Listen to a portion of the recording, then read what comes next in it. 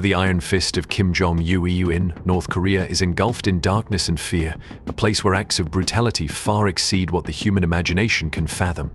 Every decision he makes sends shivers down the spine of the world. How far can his cruelty go in order to secure his throne? Stories of a mysterious brother assassinated in a sophisticated plot, families torn apart with no mercy, and citizens living in constant, paralyzing fear under Kim Jong-un's rule, these all paint a portrait of a cold, bleak dynasty.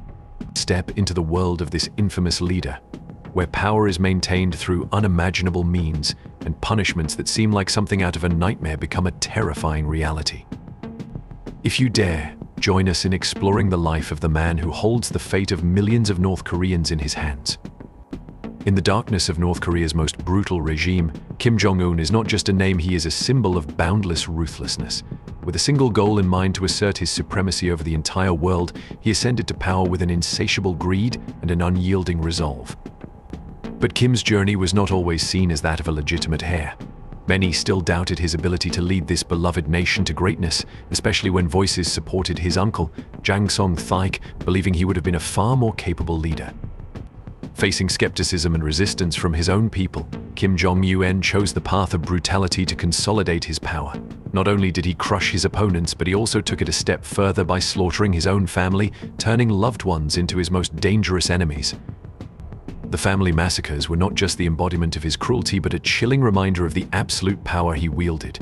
Two of the most shocking assassinations, those of Jang Song-thaek and Kim Jong-nam, left the world in awe and terror. In 2013, the world witnessed one of Kim Jong-un's most savage acts when he executed his uncle, Jang Song-thaek, once a key political figure and his closest protector. This event not only shattered any remaining family bonds, but also marked Kim's unchallenged claim to absolute power. Jang, who had been second in command in the government, became the one target he could not allow to survive. But Kim didn't stop there. His half-brother, Kim Jong-nam, was also caught in his wrath, assassinated in a brutal plot that left the world questioning just how far the leader's cruelty could extend. These assassinations weren't just personal vendettas, they were part of a calculated strategy to eliminate any threat to Kim Jong-un's power. By wiping out entire families, he sent a chilling message: no one, not even his closest relatives, is safe if they dare question or challenge him. His cold, ruthless approach to dealing with perceived threats has earned him a reputation as one of the most brutal dictators in modern history, leaving the world in fear of his power and cruelty. The turning point came when Kim Jong-un made the horrifying decision to execute his uncle, Jang Song-thaek, who had been his closest ally. Kim accused Jang of treason and even suspected him of conspiring with China to overthrow him. Despite their family ties, Jang's fate was sealed in a brutal execution that shocked even North Korea's ruling elite. The method used was extreme, one that caused severe harm to the human body, leaving a scene of horror. Witnesses were forced to watch as a once powerful man was destroyed, sending a clear message: anyone who challenges Kim Jong-un will be eliminated without mercy. Kim's cruelty didn't stop there. His half-brother Kim Jong-nam also became a target. Living in exile since 2003, he might have thought he was safe, but his very existence was a reminder of a possible rival. On February 13, 2017, Kim Jong-nam's life came to a tragic and shocking end at Kuala Lumpur International Airport. Two women, tricked into thinking they were part of a prank, smeared VX nerve agent, one of the deadliest chemicals, on his face. Just a single drop of the poison was enough to destroy his nervous system, killing him almost immediately. This wasn't just an execution, it was a cold display of power, sending a clear warning to anyone thinking of challenging Kim Jong-un: there's no escaping the wrath of the supreme leader, even if you're family. Kim Jong-nam's murder sent shockwaves around the world, reinforcing the image of a leader who will stop at nothing to eliminate anyone who stands in his way. Many speculated that he was targeted because Kim Jong-un suspected him of working with the CIA, making him a serious threat. The case became even more disturbing with the involvement of two women who were deceived into participating in the murder. They thought they were part of a harmless prank, but ended up sentenced to prison, only to be unexpectedly released after 2 years. But Kim Jong-un's cruelty didn't end there. He ordered the purge of Jang Song-thaek's entire family. Anyone related to him by blood or marriage was either executed or exiled to remote areas, where their cries for help would go unheard. The fear that permeated Kim Jong-un's regime didn't just affect his family. It also claimed the life of Otto Warmbier, an innocent American student. Imagine thinking a trip to North Korea would be an adventure, only for it to turn into a nightmare. In January 2016, Otto, on his way to study in Hong Kong, decided to visit North Korea. That decision would prove to be fatal. At Pyongyang International Airport, just before leaving, Otto was arrested in front of shocked onlookers. Witness Danny Grattan, who was there that day, recalled that Otto thought the arrest was just a minor issue, but little did he know it would mark the beginning of a horrifying ordeal. Accused of stealing a propaganda poster, Otto was sentenced to 15 years of hard labor in one of North Korea's most brutal prison camps. The trial lasted just 2 months and was nothing more than a show of force, meant to intimidate anyone who dared defy Kim Jong-un's authority. Otto, once an innocent student, became a pawn in a cruel political game. From the moment of his arrest, Otto's life turned into a series of painful, relentless hardships, a grim reminder of the regime's willingness to punish anyone who steps out of line.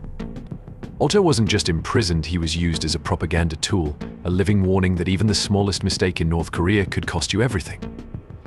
The images of Otto in that brutal labor camp continue to haunt people to this day. His death wasn't just the result of physical abuse, it was a slow internal destruction of his body and mind. The strange marks on his body, the unexplained scars, told a story of suffering that words couldn't fully express. And perhaps the most haunting part was the silent suffering he endured, the gradual decay of his body and mind, trapped in a cycle of pain and fear, a fate he could never escape. Throughout those suffocating months, both the Obama and Trump administrations did everything they could to bring Otto home, but when he finally returned, the joy was bittersweet. His body was there, but it was just a shell of the person he had once been. What remained was a withered body and a dull, faded mind, as if he had been lost in a dark nightmare. The most horrifying part were the signs of sophisticated torture and visible wounds that were haunting enough to carve deep scars into the mind. Many theories surfaced about the kind of torture Otto had endured, but one of the most chilling was waterboarding, a terrifying technique that forces the victim to drown in suffocating fear. No one can say for sure what happened to Otto during that time, but one thing is clear: he became the victim of a ruthless plan designed to break him from the inside out. With each passing day, Otto's condition grew worse. A death that had been sealed long before, with his family helplessly watching him fade away. Just 6 days after his return, he passed, leaving behind an unanswerable question: could all the suffering have been prevented if Otto had never set foot in that dangerous place? His death sparked outrage worldwide, drawing attention from every corner of the globe, and in the sharp warnings from the US government to its citizens, one truth stood clear: North Korea will never show mercy to those who challenge it, and unimaginable wrath will fall on those who provoke it. The stories of the nightmare existence inside North Korea's prison camps are enough to send chills down anyone's spine. One survivor, Kenneth Bae, spent months in the darkest depths of the regime's brutal detention system. Accused of plotting to overthrow the government, Bae was subjected to relentless interrogations, forced to endure hours of questioning from dawn until night. Every word, every movement was scrutinized by the guards, who tried to break him mentally by forcing him to admit to being a terrorist. A psychological tactic designed to drive him to the edge. But that wasn't the worst of it. Bae was also forced to do grueling labor for 8 hours a day, repeating the punishing cycle that wore him down to his core. But what Kenneth Bae suffered was just a small part of the horrifying reality inside North Korea's notorious political prison system, known as the Kwanliso. These weren't just prisons, they were hell on earth, designed to crush every ounce of humanity. Built to punish those accused of political crimes or lacking loyalty, these labor camps turned people into political tools, pawns in Kim Jong-un's power play. Detainees could be sentenced to forced labor for life without trial, and even their families could share in their grim fate, caught in the vicious system. Inside these camps, survival was the daily battle. Hundreds, even thousands of prisoners die each year due to the brutal, inhumane conditions. From dawn until dusk, they were forced to work themselves into the ground under the watchful eyes of guards. The backbreaking labor in mines, dense forests, or fields pushed them to the brink of death, all while living in constant fear. There was no protective gear, no proper tools, and their bodies became easy prey to the punishing cold or the blistering sun. The scars they bore were faint traces of the unimaginable pain they endured. In this hell on earth, life itself became a pale existence, a struggle without meaning, with hope slowly dying in the oppressive darkness of tyranny. The security in North Korea's prison camps is like a death trap, ready to swallow anyone who dares to escape. Surrounded by towering walls, razor-sharp barbed wire, and armed guards on constant watch, these camps were designed to trap people in fear. Terrifying accounts tell of the consequences of defying the brutality. Death was the only outcome, and for those who became accidentally pregnant, the fate was even more horrifying. But it didn't end there. Life in these camps was a constant struggle between life and death.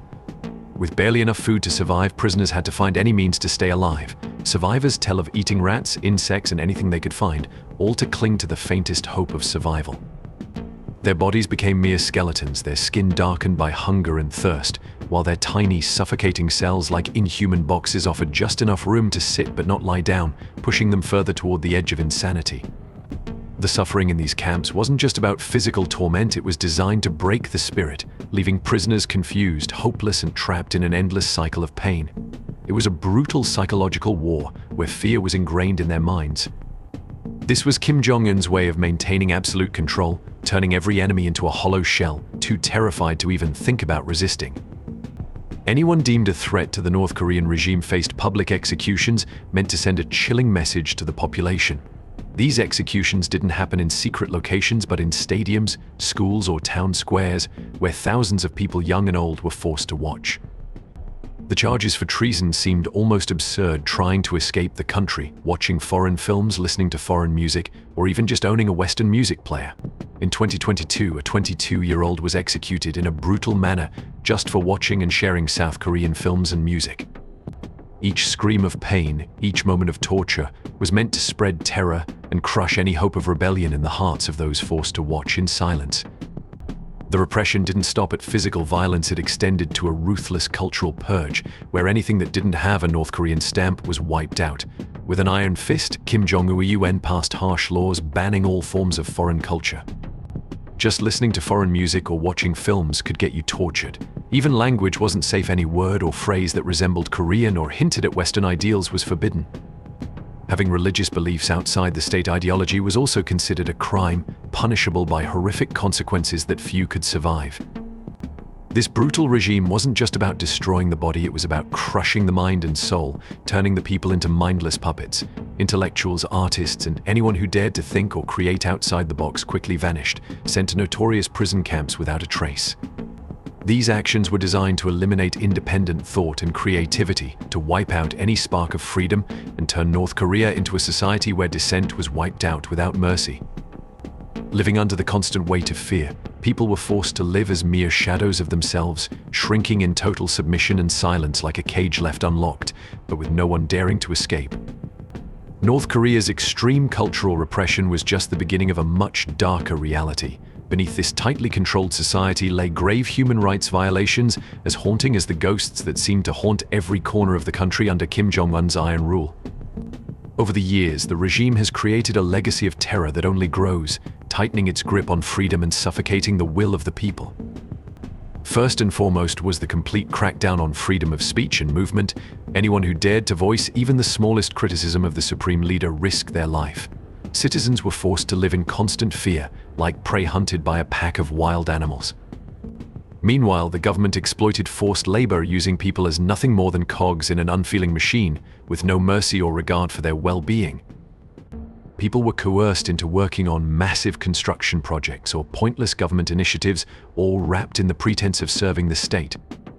For women, children, and the disabled, already the most vulnerable, this became even more nightmarish, trapping them in an endless spiral of suffering with no way out. One of the most terrifying aspects of life in North Korea is the absolute control over freedom of movement. Moving from one province to another, or attempting to travel abroad, is considered a crime unless granted special permission, an unyielding form of bondage. Anyone who dares to escape the tightly sealed borders without approval risks facing a brutal death at the hands of border guards trained to show no mercy when they open fire on their fellow citizens. The horror reached its peak during the COVID-19 lockdown. Under the guise of protecting citizens from the pandemic, the government tightened its grip even further, transforming the entire country into a vast prison.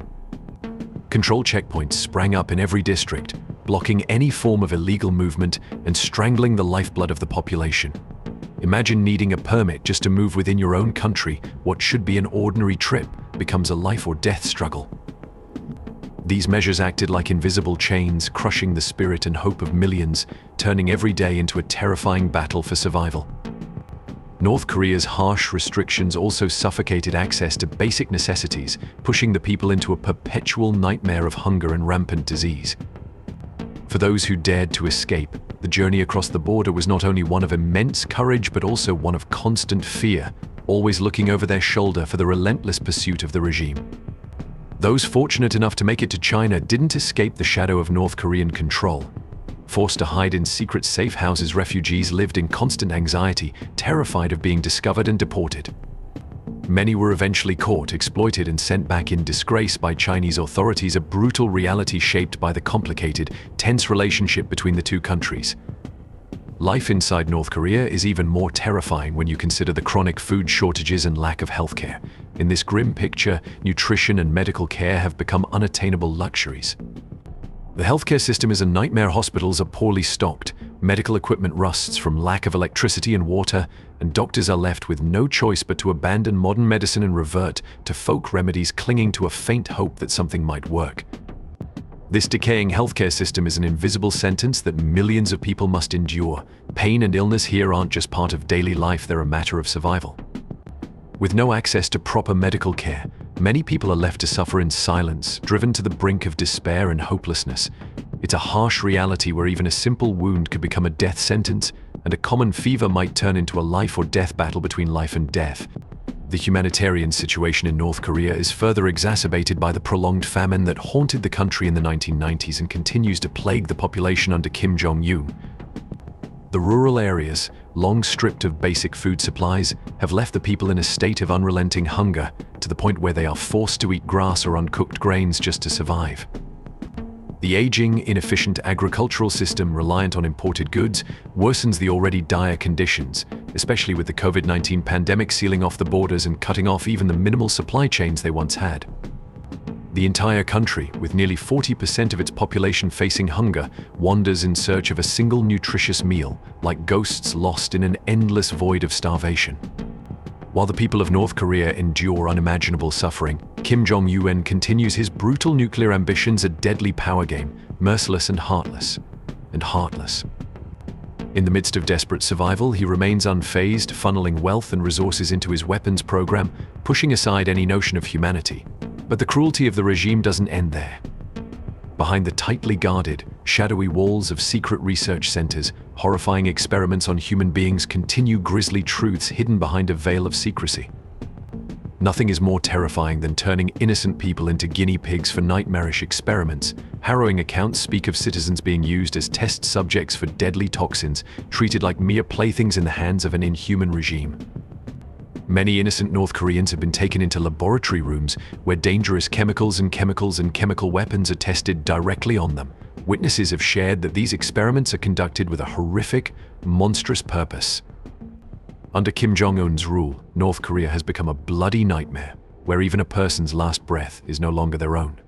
These living laboratories have become symbols of unimaginable brutality, a world where hope has long extinguished in the darkness, replaced only by terror and hopelessness with no escape. Under the nightmarish reign of Kim Jong-un, North Korea's labor camps are not just places for holding political prisoners or defectors. They have turned into horrific living laboratories. Those imprisoned there are not treated as human beings but as test subjects for unspeakable experiments.